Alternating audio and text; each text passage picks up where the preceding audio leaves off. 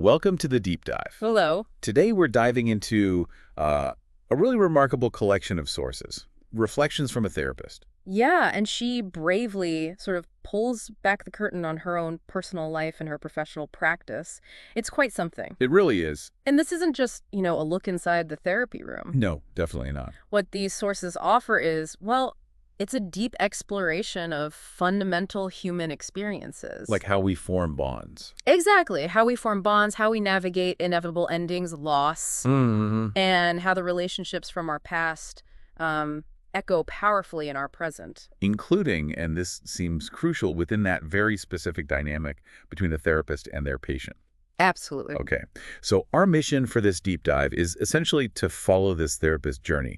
We're using her experiences with love and loss as our map, really. And we're going to try and extract the key insights she uncovers about attachment. Right. The often painful process of termination and how the deeply human aspects of connection can sometimes blur the very boundaries we expect to be clear. Okay. Let's unpack this. Where does she begin? Well, the therapist starts by introducing us to Alice, a young college student. Right. And she struck her as appearing much younger than her age. Yeah, that's right. She describes Alice sitting there with these incredible, large, brown, doe-like eyes. That seems simultaneously beseeching and defiant. That's quite a description. It really paints a picture, doesn't it? A really vivid first impression. And Alice apparently immediately forms this intense connection, almost a fantasy about the therapist. Right away, she admits she'd been, imagining what the therapist would look like. And seeing they had shared brown hair and the therapist's warm smile. Seemed to make some of her fear just sort of drain away. Wow. It shows you the power of that initial search for safety and connection, doesn't it? And that need for safety wasn't just emotional either. No, it was physical too. Physical, yeah. Alice immediately asks to move chairs. Specifically saying she doesn't want her back to the windows. It just highlights how vulnerable she felt, needing to control her immediate environment. Just to feel secure enough to even begin the therapy. Exactly. And you see that vulnerability, that need, I suppose, manifest in some really challenging ways in their sessions later on. Oh, definitely. Alice has these demanding wishes, wanting the therapist to be her mother. And there's intense rage, too. She'd scream things like, "Why are you rejecting me again? I hate you." Wow. But then also these just heartbreakingly gentler pleas. "Please just tell me you're my mother." It's incredibly poignant. How did the therapist react to all that? I mean, internally. Well, she's incredibly honest about her own internal reactions. Sometimes wanting to yell back, she says, sometimes wanting to just embrace her. But her conscious choices. Yeah. What does she actually do? Her choices were always focused on listening, trying to reason with Alice. Which she admits was often fruitless. Right, often fruitlessly, she says. And crucially, expressing empathy and care. Telling Alice she understood that deep wish for a mother and that she would try to help and protect her. Yes. It gives you such a clear window into the sheer intensity of feelings Alice was grappling with. Absolutely. The source mentions suicidal fantasies, a desire to destroy the bad self. And self-mutilation, too. Yes, which she saw as a way to, quote, exercise the black power within. That's incredibly heavy. And that profound fear of aloneness, of being lost and unable to find her way to safety, it's captured so powerfully in one of Alice's dreams. Is that the one where she's screaming the therapist's name? That's the one. She's scared and lost and simply screams the therapist's name over and over again. Like Dorothy in The Wizard of Oz. Exactly. Needing to get home. So the core insight here, the text suggests, is how early unmet needs for secure attachment can surface with such, intensity in therapeutic relationships. Right. Leading patients to powerfully transfer those early longings and fears. Right onto the therapist. It's a really powerful dynamic. That image, screaming the therapist's name, like needing to get home, it's so strong. And it really makes you wonder how a therapist navigates those intense feelings, especially when their own history might resonate with it all. Well, and that's what's so unique about this source material. The therapist bravely pulls back the curtain and shows exactly how her past echoes directly in these dynamics. Okay, so let's dig into those memories she shares from her childhood. She talks about some foundational memories, like living in a small 3-room Brooklyn apartment. Sharing a bedroom with her parents. Right. Or the weekend trips to her grandparents, Gram and Gramps in the Bronx. She mentions the long subway ride, her grandpa working. Yeah, the sort of grounding details. But then there's the difficult, painful memory of her father's explosive anger. Particularly during his wake-up routine. Yes, she recounts him screaming things like, "You goddamn bitch," and "Can't you ever do anything right?" Or stupid, stupid bitch, just brushing her mother aside. That sounds Hey! terrifying. She describes her own internal shaking, the fear, sitting there pleating the sheets, just the sound of his loud voice. Yeah. Then moving from Midwood High School was a different phase. And she mentions her father needing an audience even when he was just shaving. Yeah, pontificating about world affairs, politics, Russia, the Catholic Church, holding court, essentially. What's really striking, though, is she notes that, unlike her mother, she started fighting back as she got older. Right. Despite that underlying fear never truly leaving her, she says, there was this spirit of pushing back that emerged. And she draws a really clear, explicit line from these memories to her later life. She does. She states that her fear of patient violence, something she actually experienced in her practice later. Felt like a direct legacy from my father. Yeah. And this seems to be where her personal history deeply informs her professional insights. She connects her pattern of attraction to narcissistic men. Making it clear her husband George was the significant exception there. Right. Important distinction. To a drive to, quote, win or change the father of my childhood. It's quite a self-aware connection to make. She even sees traits of her father in a patient she felt drawn to, Harry Davis. How so? She describes him as the prized boy, smarter than the family, craving attention, never feeling fully satisfied, traits she saw in her father. And her fantasies about Harry weren't just simple attraction then. No, they were symbolic. She describes them as representing the father figure, a fantasy of being the helpless child needing rescuing by a stronger man. A wish for a kinder father. Exactly. So what this section really reveals is the profound, often unconscious way our earliest relationships can shape our adult patterns. Even influencing who we're drawn to, professionally or personally. Yeah, as we kind of attempt to resolve those unresolved past dynamics, it's fascinating. So speaking of significant relationships, George, he enters her life, how was it, through some housework. That's right, yeah, and their backgrounds couldn't have been more different. He's from rural Michigan, Seventh-day Adventist, grew up in poverty. With a handyman grandpa. There's even a saying, let George do it, because he often had to fix things the grandpa couldn't. Whereas she grew up in Brooklyn with a baker grandpa. Very different world. Totally different. Yet she found these startling similarities in their interests and their values. And she fell in love, describing George's esteem and respect for her work. As a stark contrast to her father's contempt. That validation, that admiration must have been incredibly meaningful for her. It seems so. Their relationship involved some significant choices, too. Maybe none more profound than the issue of children. Right. George had a vasectomy before they met. And she had always wanted to be a mother. She'd even considered single parenthood, or maybe saw patience as fulfilling that longing somehow. But ultimately, she chose her relationship with George over having biological children. That's the choice she made. They had adventures, too, though. Trips to New Zealand, Australia, Tahiti. And she learned to scuba dive, despite describing herself as completely unathletic. Yeah, purely because of George's sheer enthusiasm and daring. She tells this story about him throwing up underwater during one dive, but still loving it and even pushing boundaries by going below the depth limit. He sounds like quite a character. He does. Yeah. And then their move to Florida, that was prompted by George's health and retirement. Yes. And she shares her struggle then, finding a house she likes but doesn't love. Deeply missing the Michigan home, the trees. You feel the emotional weight of leaving a beloved place. Definitely. And then came George's increasing illness. There were earlier scares, heart blockages. She mentions the difficult decision about where he should have an angiogram, Miami versus Michigan. Yeah, weighing the medical care against her need for her Michigan support system, even worrying about their cat, Collie, the practical and emotional mix. And the illness progressed. His PSA rising, needing morphine, experiencing falls. There's a particularly poignant and painful detail she shares. About the rehab center. Yeah, the humiliating incident where he was hooked up to an alarm bell if he tried to get out of bed. Just awful. She describes living in a state of unbearable anxiety during his final months. He died shortly after his 82nd birthday, though she had orchestrated a big 80th birthday celebration as a moment of respite for both of them. The grief after his death sounds immense. She felt literally swallowed by my grief. Yeah.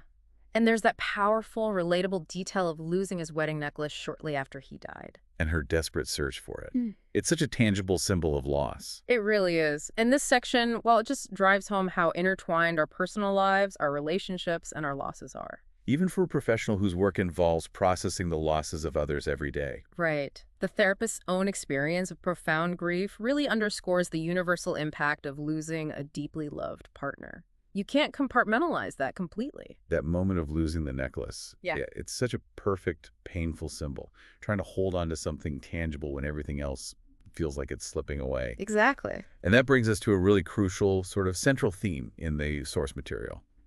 Forced termination. Right. Her decision to move to Florida necessitated ending her Ann Arbor practice. And this created a kind of shared experience of loss with her patients, didn't it? Absolutely. It was unsudden. It was a structured 7-month termination process. But telling her patients, it brought on really intense reactions. Sobbing, railing against her profound fear of abandonment. And the therapist herself felt anxiety and withdrawal. She talks about carrying this secret about the move before she could tell everyone. So it created this undeniable parallel suffering. Completely. She was losing her practice, her friends, her home security, her foundation, really. And her patients were losing their stable figure, their safe setting their foundation. Both sides felt incredibly vulnerable, alone. And this shared circumstance led to something she describes. A porous boundary. Yeah, a porous boundary and shared identifications. Okay, what does that mean? Porous boundary. It means the line between her feelings and the patient's feelings became less clear than usual, more permeable. And shared identifications. Means they were unconsciously seeing aspects of their own experience. The loss, the vulnerability mirrored in the other person. So it made it hard to know. As she puts it, whose feeling is this anyway? The boundary between her internal world and theirs was, for a time, less defined. It got murky. And you see this playing out so clearly in the specific patient reactions she shares, telling Allison, who she had seen for 14 years, described as the most important person in her life at that time. understandably the most difficult conversation. The therapist felt guilt, feared Allison's rage. Which indeed erupted. Allison cried he should have just died, referring to George. Wow, and I knew as soon as you married him that he'd take you away from me. Such a raw expression of feeling abandoned. Painful. How did other patients react? Especially to maybe seeing glimpses of the therapist's own distress or cancellations because of George's illness? It varied. Richard, for instance, seemed able to clearly distinguish his feelings from hers, keep them separate. Okay. But William, in contrast, showed what's called projective identification of neediness onto her. Meaning? Meaning he was unconsciously placing his own feeling of being needy or dependent onto the therapist, seeing her as the needy one rather than himself. Interesting. And Rhoda's grief was striking too, because it incorporated the physical office space. Yes. She'd say things like, I love the leaves outside the window, I'll miss them, weaving the actual setting into her mourning for the relationship. And she used that bird death analogy. The cat got the mother cardinal. The cat got the babies too, linking the termination to this total annihilation, this devastating loss. And the therapist expresses regret here, doesn't she? About not disclosing her own grief over losing her home during that time. Yes, feeling consumed by her secret, which maybe prevented a deeper connection around that shared loss with Rhoda. She reflects that even under the best conditions, termination is tough. Right. Ideally, it's like graduation and ending, yes, but also acknowledging growth, leading to hope, possibility. But there's always loss, always mourning for both patient and analyst. It's hard to give up that consistent safe space. And termination involves this process of giving up the external relationship, but also taking in... Internalization. Exactly. Internalization, where the patient takes the positive aspects of the relationship, the therapist's care, and makes them a lasting part of their own inner world. Maintaining a sense of continuity even after the sessions end. Right. But forced termination, when it's the therapist's decision, that's uniquely complicated compared to a mutual ending. Because the patient's anger at being left can make that crucial internalization process harder. Yes. And the therapist's own guilt over initiating the ending might lead to a kind of defensive withdrawal. Making genuine connection in those final months more difficult. Precisely. So the key takeaway here, I think, is that these therapist-initiated endings expose this unexpected symmetry and vulnerability. It highlights just how human and complex these professional boundaries can become when faced with profound loss on both sides. Definitely. So she arrives in Boca Raton, a whole new world, new challenges. Absolutely. She describes her first impressions of patients there, like Andrea, who looked like a Barbie doll, or Shirley with her seemingly busy social life. A stark contrast to her Ann Arbor practice, it sounds like. Very much so. And the struggle to build a new practice from scratch was immense. She describes it vividly, like jumping off a cliff. Yeah. Suddenly the sole breadwinner, no guaranteed income.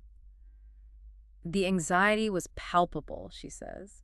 So finding like-minded colleagues, a psychoanalytic group, that became really crucial for grounding her. A vital source of connection in this new, unfamiliar environment. And she also observes her own response to this transition, becoming much busier professionally. Yes. Joining boards, chairing fundraisers, even being an auctioneer. At the time, she saw it as necessary for practice building. But later reflects it likely had a more complex motivation.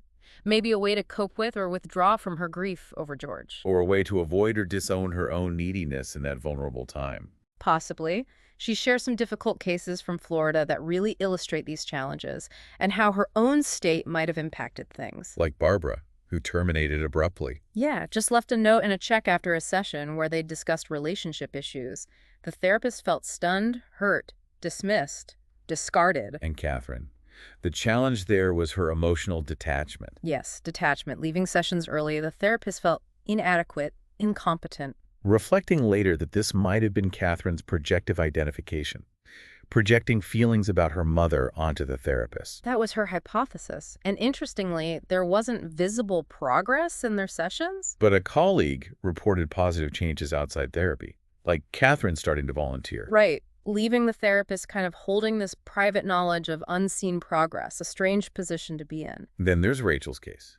That involved the slow emergence of a severe abuse history. Very severe. Physical and sexual abuse by her father, with potential mother complicity slowly coming to light. And that horrifying detail about Rachel allowing her boyfriend Daniel's gun use during sex. Which Rachel connected to feeling she deserved it, to fear, and even a strange kind of excitement. Deeply disturbing. The therapist describes her own horror, a primal wish to protect Rachel, struggling to process it all. Understandably, Rachel's initial blankness eventually gave way to tears, but only after she was finally able to talk about the abuse. Paula's case sounds significant to a widow, like the therapist herself. Yes, and Paula struggled deeply with mourning. Couldn't internalize positive memories of her husband, stuck in harsh self-criticism, projecting anger. She connected her struggles back to her mother's mourning and miscarriages. Feeling responsible, not good enough. Right, and there's that powerful shared poignant experience, Paula losing a bracelet her husband gave her. Which deeply resonated with the therapist losing George's wedding necklace. Exactly. It highlights how these shared life experiences, even outside the therapy room, can create profound, often unspoken connections within the therapeutic dyad. And Flora, her story involved parental rejection. Yes, a difficult history, Jewish-Christian scientist conflict, absent father, violent depressed mother. A bad first marriage. Leading her to choose a safe second relationship that didn't demand closeness. Right.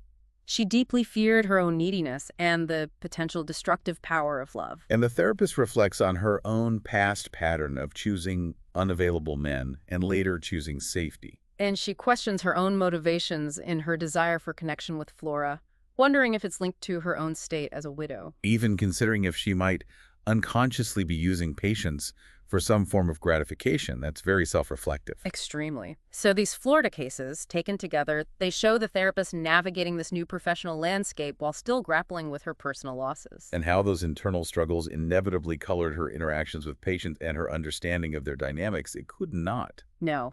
Which leads us really nicely into Caroline's case. The source explores this one in significant depth. As an illustration of these ongoing dynamics, connection, separation, need, fear. Precisely. Caroline is deeply afraid of her own neediness. She actually states, "Want is huge and could engulf me." Preferring not to have loved and not lost at all, Yeah. rather than face the pain. Yeah.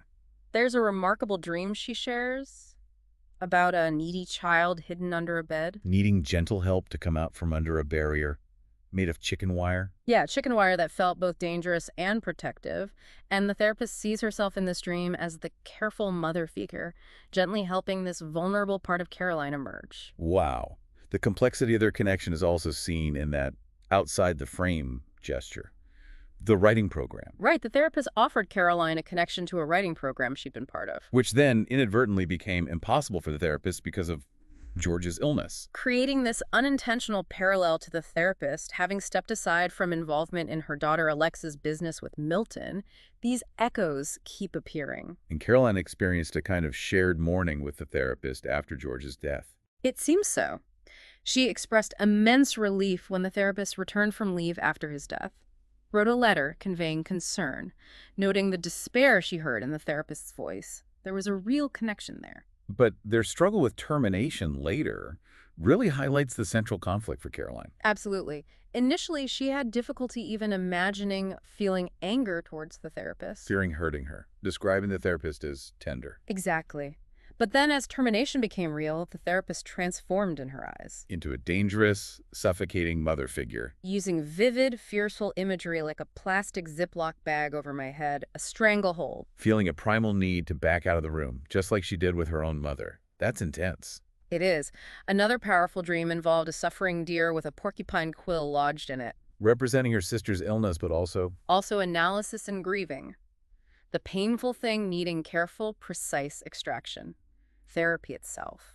So Caroline is constantly wrestling with this fundamental conflict, the wish for closeness versus the fear of needing. All the time.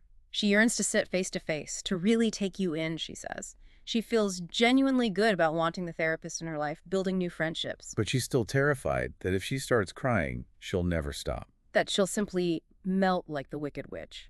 That fear of dissolution is so strong. In moments of feeling loved Milton, saying he loves her, or the therapist stating what she values about Caroline. Bring this powerful, painful awareness of past deprivation. Terrible loss, she calls it. Makes her sad. But there's a hope, though, of repairing that hole together in the therapy. Yes, that shared hope is there. Then there's a dream about dying alone. Terminal is a death word, she says. Everyone drifts away, no comfort. Triggered by the therapist's vacation announcement coinciding with the anniversary of George's death. Exactly. And this painful trigger leads to a realization. Her own deep grief is finally coming up. Connecting it to feeling left by her own mother, her daughter Alexa. It's difficult, but she now values the ability to feel these emotions, to be inside myself, as she puts it. That's progress. So the therapist describes her challenge with Caroline as encouraging her to truly take in, internalize, the genuine care the therapist offers. To see it as something different from the people in her past. Helping Caroline accept that she is lovable, to mourn those negative internal figures she carries. And to allow her vulnerable self to finally be accepted. But the therapist ends this section with that crucial piece of self-reflection again. Questioning if her own need, as a widow, might be driving this desire for deep connection with Caroline. Considering the possibility of unconsciously using patients for her own gratification, it's bracingly honest. It really is. Caroline's case just beautifully illustrates that complex, evolving dance of attachment and separation. How past wounds manifest in present relationships. And the incredible vulnerability inherent in allowing oneself to need and be cared for both patient and therapist. So the therapist's own journey with grief continues after George's death. Yes, she describes returning to work. And the very first widow patient who calls, Molly Callahan, mentions her husband's birthday is the same as George's. Can you imagine? It produces this visceral reaction for the therapist, goosebumps. Prompting her to question her readiness to hear another widow's pain. But also wondering, could her own profound grief allow her to hear Molly's experience even more deeply? A potential opening, perhaps? She reflects more broadly than on self-disclosure.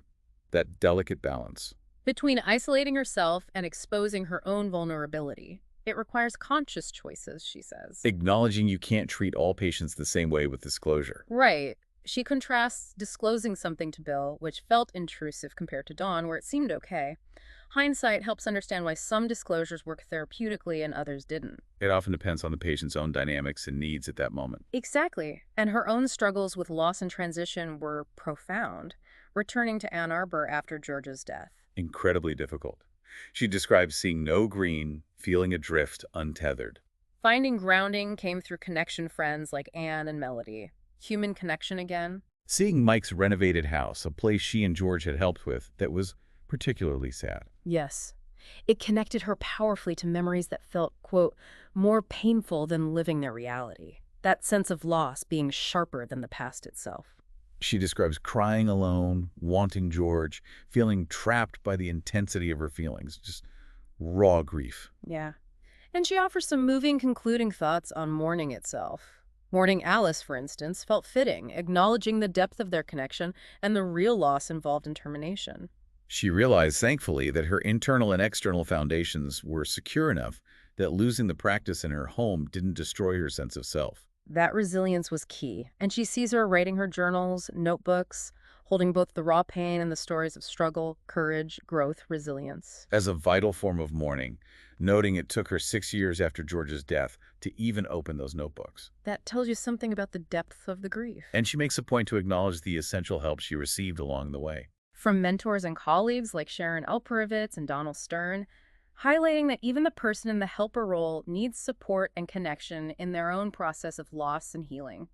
We all do. Absolutely. So as we bring this deep dive to a close, we followed one therapist's incredibly honest, vulnerable reflections. Seeing how her personal losses, her history, her professional life are just deeply intertwined. Shaping the therapeutic relationship in profound and complex ways. We've seen the powerful echoing impact of our earliest relationships. The inherent challenges and the necessity of endings in all forms. And the vital, sometimes messy, role of human connection in navigating vulnerability and grief. Both for the patient and the therapist. It's a two-way street in some ways. It really is. It highlights how understanding and healing aren't linear processes. And can emerge in the most surprising places, often through that shared, imperfect human experience within a professional frame. Because at the heart of it, even in these seemingly boundaried professional settings, The deeply human experiences of attachment, love, loss, and the ongoing struggle for connection are always present. always shaping both people in the room.